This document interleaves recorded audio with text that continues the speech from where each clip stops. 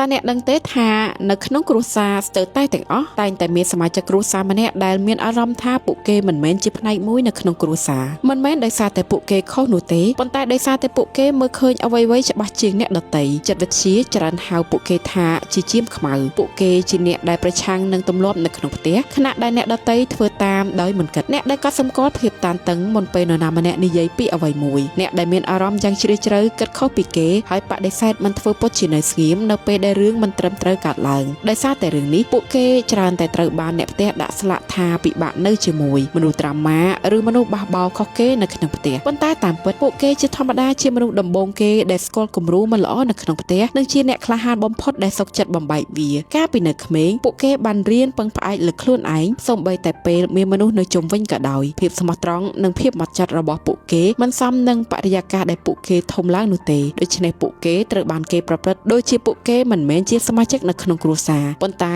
នេះជាការពិតពួកគេមិនមែនជាបញ្ហានោះទេពួកគេជាអ្នកបំបីគំរូអ្នកបញ្ចប់វត្តដាក់អ្នកដែលជ្រើសរើសការរីកចម្រើនជាជាងនៅកន្លែងសុខស្រួលប្រសិនបើអ្នកតែងតែមានអារម្មណ៍ថាដូចជាអ្នកខាងក្រៅអ្នកមិនមែនវង្វេងផ្លូវនោះទេអ្នកកំពុងខ្លាចជាមនុស្សម្នាក់ដែលគ្រួសាររបស់អ្នកមិនទាន់ត្រៀមខ្លួនសម្រាប់ទទួលយកសារិកា Cambodia ជាហាងបោះដុំនិងលក់រាយគ្រឿងអេឡិចត្រូនិកដែលមានទំនិញគ្រប់ប្រភេទសម្រាប់អតិថិជនគ្រប់កម្រិតចាប់ពី tablet, computer ទូរស័ព្ទដៃនិង smart device ដូចជា smart watch, IP camera, smart glasses, smart projector, smart ring, smartphone រហូតដល់ earbuds និង microphone យើងផ្ដល់ជូនតែផលិតផលមានគុណភាពតម្លៃសមរម្យនិងជឿទុកចិត្តបានទីតាំងនៅលើមហាវិថីម៉ៅសេតុងផ្ទះលេខ 60C ជិតវត្តទូទំពូងប្រហែល300ម៉ែត្រទៅមុខបញ្ឆិតនឹងធនាគារ ABA